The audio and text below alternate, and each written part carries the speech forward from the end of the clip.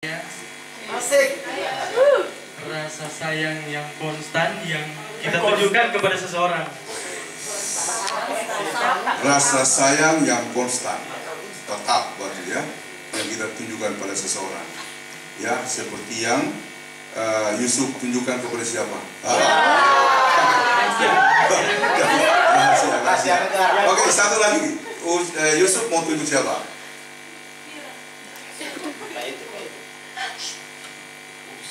Butet kan? Butet. Silakan, Butet. Kalau menurut saya cinta itu sebuah anomali, Udah. sebuah keanehan. Kenapa dibilang seperti itu? Karena pada saat yang sama ada hal yang harus kita berikan kalau kita ingin menerima. Ibaratnya kalau kata orang-orang, jatuh cinta itu sakit karena ada jatuhnya tapi ada perasaan senang.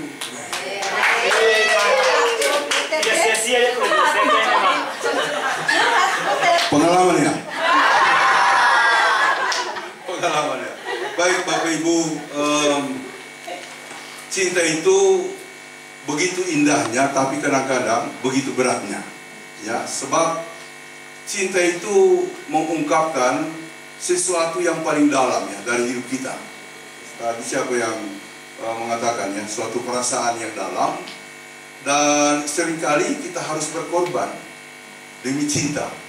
Karena ya banyak pengalaman yang terjadi kemudian disimpulkan sebagai suatu keadaan di mana cinta itu tidak harus memiliki. Ada di sini yang punya pengalaman begitu? Ya kan? Ya, sudah pacaran sampai 10 tahun, akhirnya nggak jadi, ya gitu ya. Karena orang tua tidak setuju atau karena hal-hal yang lain, karena perubahan perasaan. Dan kemudian sebagai satu tonggak untuk tetap bertahan hidup, cinta itu tidak harus memiliki. Itu kan bagus sekali ya. Itu kan dahsyat begitu ya. Eki, dari cinta itu tidak harus memiliki, tapi Eki sudah memiliki, ya kan? Aman begitu. Oh, atau kita tanya Eki satu lagi ya. Iya.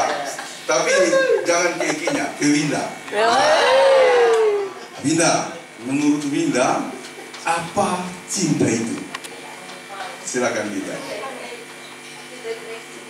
Biar Eki dengar. Sampaikan yang belum disampaikan tadi, bahkan yang belum diketahui oleh Eki sebagai suami. Saya cinta itu perhatian dan ketulusan dari hati yang paling dalam.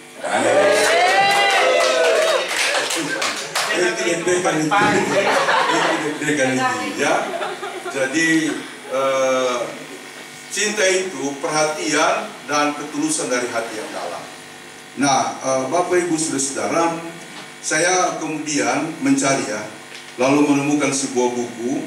Saya selalu mendownload buku ya dari link yang dikasih Imran, dan itu buku-buku banyak sekali ya yang saya ambil terkait studi, untuk khotbah atau untuk refleksi, untuk renungan-renungan harian saya ya. Saya membaca satu buku yang berjudul All About Love. Ya, New Vision, semuanya tentang cinta, suatu pandangan yang baru atau visi yang baru, ditulis oleh Bell Hooks ya.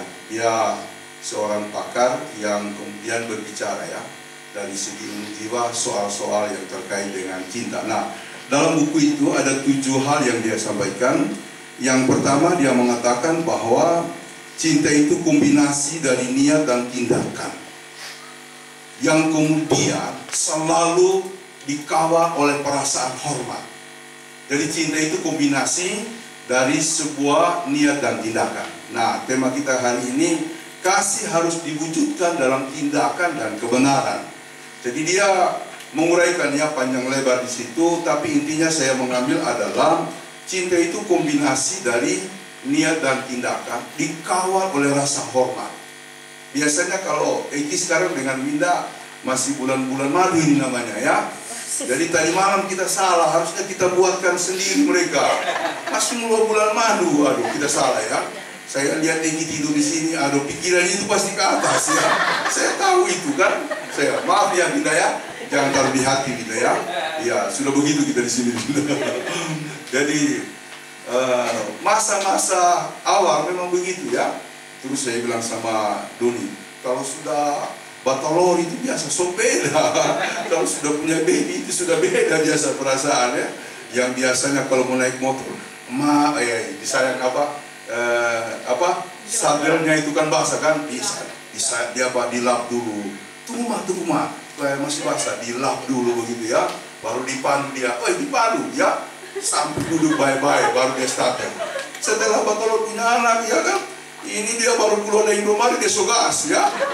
Cepat ya, cepat. Dia lihat ini bawa baby, dia cepat, beda sekali, berubah. Dan itu pengalaman konkret Don ya. Ya semua kita mengalami itu ya. Terjadi apa? Terjadi perbedaan ya. Sedangkan Mama Butuh juga selalu begitu. Dulu selalu perhatian, dulu selalu tunggu. Sekarang serba buru-buru. Kadang sampai saya ditinggal. Ditinggal. Saya bilang Pak, maklumlah situasi sudah berubah. Situasi dan kondisi sudah berubah. Tapi membaca buku ini saya lalu disadarkan, rasa hormat itu harus dijaga terus-menerus ya. Ya, memang cinta itu harus diwujudkan dalam niat dan tindakan, dia kombinasi, tetapi harus dijaga dalam sebuah rasa hormat. Dan rasa hormat ini sebagian tadi sudah dikatakan sebagai suatu perasaan konstan, tetap begitu ya. Jadi dia kalau di sini dikatakan sebuah sifat lah daripada cinta yang harus konsisten. Kemudian bagian kedua, cinta itu harus menjadi semacam pendidikan bagi diri sendiri, ya, semacam pendidikan bagi diri sendiri. Jadi cinta itu bukan hanya menuntut orang lain kamu harus begini atau begitu, tetapi dia harus mengajarkan. Itu cinta yang betul. Dan memang cinta itu bisa mengubah watak. Saya punya teman berandalnya luar biasa, tapi karena seseorang yang dia kasihi, dia berubah. Dia berubah. Saya bilang, luar biasa dulu orangnya benar-benar bandel luar biasa, tetapi ketika dia pacaran dengan seseorang yang betul-betul dia kasihi, dia berubah begitu ya. Dan saya kira itulah makna terdalam dari cinta, dia mengubahkan. Jadi harusnya cinta itu sebuah perasaan atau kekuatan yang mendidik ya, yang kemudian mendrill diri kita supaya kita berubah. Nah kalau kita mengalami suatu kehidupan yang disebut cinta tapi tidak ada yang berubah, saya kira itu belum cinta. Ya, itu belum cinta. Kalaupun cinta itu adalah cinta yang belangkang. Kemudian yang ketiga dikatakan adalah cinta itu seringkali kandas dalam nilai-nilai umum. Ya, dalam nilai-nilai umum. Cinta itu dia akan sampai kepada sebuah puncak yang disebut ekualitas, kesetaraan. Ya, dia adalah sebuah keseimbangan. Jadi tidak ada lagi bicara saya laki-laki, kamu perempuan, tidak ada. Cinta itu membuat perasaan kita satu. Ya kan? Tidak ada lagi mau bilang nanti dia yang cuci-cuci piring, cuci-cuci baju, lalu saya melakukan yang enggak. Ya, sampai hari ini saya masih cuci piring. Saya masih cuci baju. Kalau saya misalnya pulang malam terus masih ada piring yang kotor, orang-orang di rumah sudah tidur, ya saya cuci saja. Dan itu sudah jadi komitmen dari awal, dari dulu. Bahkan baju kalau saya lihat sudah mulai numpuk, saya cuci saja. Tanpa harus menuntut istri yang harus melakukan itu. Karena bagi saya, cinta itu akan membawa kita sampai ke titik di mana kita merasa seimbang. Nah masalahnya adalah nilai-nilai yang kita hidupi dalam budaya kita menjadi halangan, menjadi palang. Karena di sana laki-laki harus dihormati, perempuan harus melayani. Sehingga kita tidak pernah sampai pada titik cinta yang maksimal itu yang disebut kesetaraan, keseimbangan, ekualitas. Ya bersyukurlah kita di Sulawesi perbedaan laki-laki dan perempuan ini tidak menonjol. Tapi di budaya-budaya lain begitu ketatnya begitu ya. Begitu ketatnya ya. Sehingga kadangkala mereka yang tadinya mengalami hubungan yang manis pada waktu pacaran tiba-tiba dikagetkan dengan situasi seperti itu. memang suaminya akan mau melakukan, tapi nggak boleh, kamu laki-laki, kamu harus duduk, bukan tugas kamu. Jadi kita dipalang oleh sebuah nilai yang kemudian menghambat kita. Jadi saya bersyukurnya di Sulawesi, ya, dari Manado sampai di Sulawesi Tengah, ya, mengarah ke bagian-bagian yang lain, patriarkal itu masih tinggi, sifat patriarki. Tapi kalau di kita kan enggak, ya, orang mau jadi lurah bebas. Tapi ketika saya datang misalnya ke wilayah Indonesia Barat atau di wilayah lain di Indonesia Tengah ini, itu jadi pergumulan untuk seorang mau